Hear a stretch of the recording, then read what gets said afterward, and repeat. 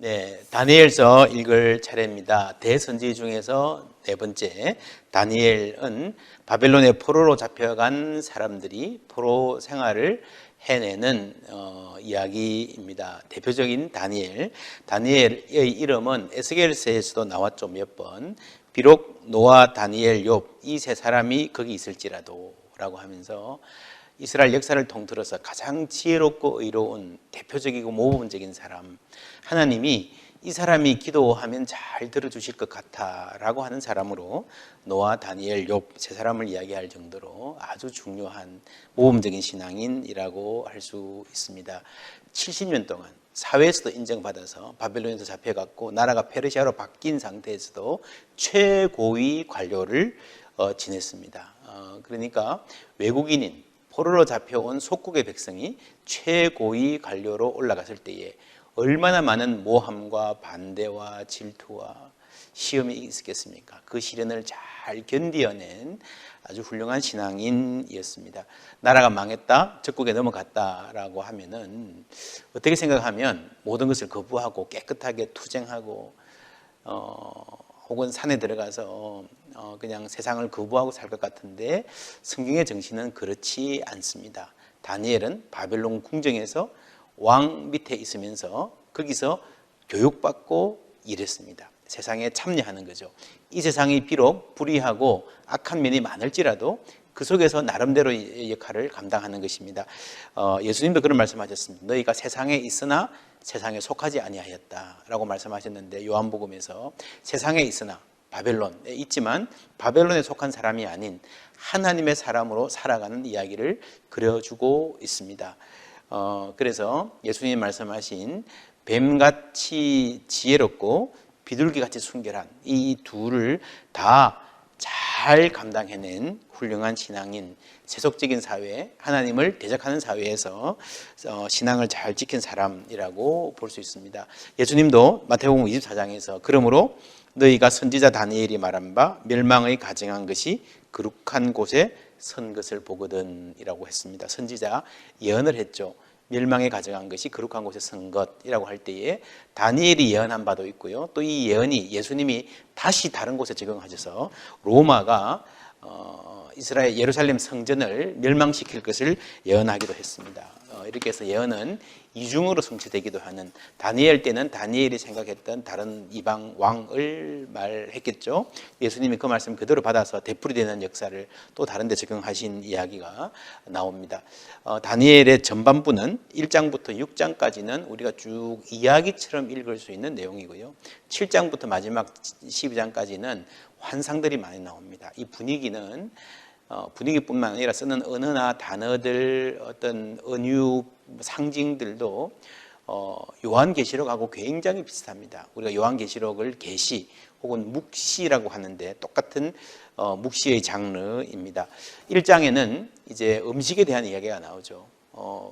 이스라엘의 신실한 4명의 친구들이 바벨론 가서 왕궁의 교육을 받고 있는데 요즘 말로 하면 미국 정부가 주는 혹은 큰 나라의 정부가 주는 최고의 장학금, 풀브라이트 장학금, 이런 장학금, 장학생이라고 할 수 있습니다. 그런데 거기서 이스라엘 백성들이 먹으면 안 되는 음식을 먹으라 그러죠. 그것을 거부합니다. 정체성을 지키는 거죠. 그럼에도 불구하고 훨씬 더 그들의 건강 상태가 좋았다라고 하는 작지만 굉장히 크고 중요한 기적이 나옵니다.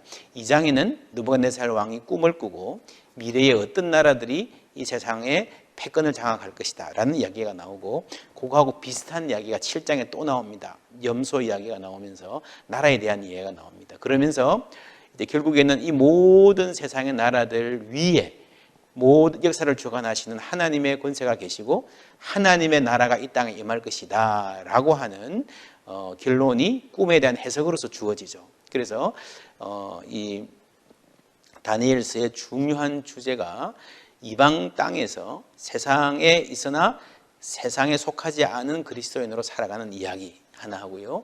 두 번째는 인간의 나라들, 그리고 하나님의 나라, 이 복음이 제시되고 있습니다. 3장에는 풀무불에 새 친구들이 들어가는 이야기가 나오고 6장에는 다니엘이 사자굴에 들어가서 구출받는 기적적인 구출 이야기가 나옵니다. 4장과 5장도 쌍으로 거의 비슷한 내용인데 바벨론 왕 두 사람이 느부갓네살과 벨샤살이 하나님께 심판받는 장면이 나오고 5장에 벨샤살이 심판받으면서 바벨론 나라는 막을 내리고 페르시아가 시작됩니다. 다니엘은 페르시아 시대에 가서도 인정을 받죠.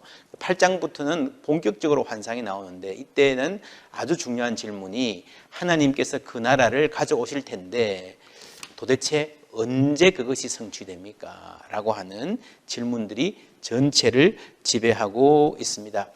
이방 땅을 살아가는 사람 다니엘에게서 하나님이 다니엘을 세운 가장 중요한 목표는 뭘까? 이방 땅에 살아가지만 너의 신앙은 타협하지 말고 신앙을 버리지 않고 깨끗하게 살아라 뿐만 아니라 그것을 넘어서는 아주 중요한 메시지가 있습니다.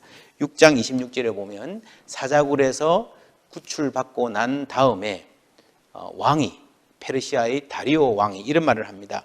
내가 이제 조서를 내리노라. 내 나라 관할 아래에 있는 사람들은 다 다니엘의 하나님 앞에서 떨며 두려워할지니 그는 살아계신 하나님이시요 영원히 변하지 않으실 이시며 그의 나라는 멸망하지 아니할 것이요 그의 권세는 무궁할 것이며 그는 구원도 하시며 건져내기도 하시며 하늘에서든지 땅에서든지 이적과 기사를 행하시는 이로서 다니엘을 구원하여 사자의 입에서 벗어나게 하셨음이라 하였더라 하는 말을 이방 왕이 합니다. 놀랍지 않습니까? 이게 이스라엘 백성들이 하는 게 아니고요. 이방 왕이 하는 겁니다. 다니엘의 사명은 내가 기도하고 내가 예배하고 내가 신앙을 잘 지키는 것뿐 아니라 내가 신실하게 살아가는 모습을 통해서 내가 악과 타협하지 아니하고 하나님 앞에서 경건하게 살아가는 언약을 지키며 살아가는 그 모습을 통해서 이방 사람들에게 인정받고 뿐만 아니라 이방 사람들의 입에서 하나님을 모르는 사람들의 입에서 하나님을 찬송하는 고백이 나오게 하는 것. 이게 바로 선교적 교회입니다. 우리가 살아가는 모습을 통해서 하나님 모르는 사람들이 하나님을 알게 되는 그것이 바로 다니엘에게 또 우리에게 지금 우리가 살아가는 사회도 세속 사회 아닙니까? 세속 사회에서 부름받은 우리의 귀한 사명입니다. 그리고 10장에서 12장 보면은 마지막 환상들이 쭉 나옵니다. 12장 마지막에 2절 3절 보면요. 이제 가까운 미래가 아닌 아주 먼 미래, 아무도 세상의 마지막 날이라고 생각했던 그런 때를 말하고 예언하고 있는 것 같습니다. 다니엘서 전체의 주제일 수 있습니다. 제가 읽겠습니다. 12장 2절 3절입니다. 땅의 티끌 가운데에서 자는 자 중에서 많은 사람이 깨어나 영생을 받는 자도 있겠고. 구약 성경에 부활이 잘 나오지 않는다 그랬는데 다니엘서에 보면 부활에 대한 분명한 예언과 확신이 나옵니다. 수치를 당하여서 영원히 부끄러움을 당할 자도 있을 것이며 지혜 있는 자는 궁창의 빛과 같이 빛날 것이요 많은 사람을 옳은 대로 돌아오게 한 자는 별과 같이 영원토록 빛나리라. 지혜 있는 자, 아마 그 지혜 있는 자의 한 소중한 모범이 다니엘일 것입니다. 많은 사람을 옳은 대로 돌아오게 한 자. 당시에 바벨론에 가서 페르시아에 가서 식민지 시대를 살아가는 이스라엘 청년들이 얼마나 낙심했겠습니까? 얼마나 뻗나가고 자기 인생을 포기하고 마음대로 살아버리기 쉬웠겠습니까? 그런데 다니엘 같은 사람들 보면 우리도 저렇게 이 땅에서도 인정받고 하나님께 신실하게 살아갈 수 있겠구나 라고 하는 그런 모범을 보이고 희망을 주고 도전을 주었을 것입니다. 많은 사람들을 옳은 대로 돌아오게 하는 자의 사명, 우리에게도 역시 주어진 사명입니다. 우리에게 주신 삶을 하루하루 신실하게 살아냄으로 말미암아 누군가가 나를 보고 하나님의 살아계심을 알고 하나님을 찬양하게 되는 은혜가 있기를 예수님 이름으로 축복합니다.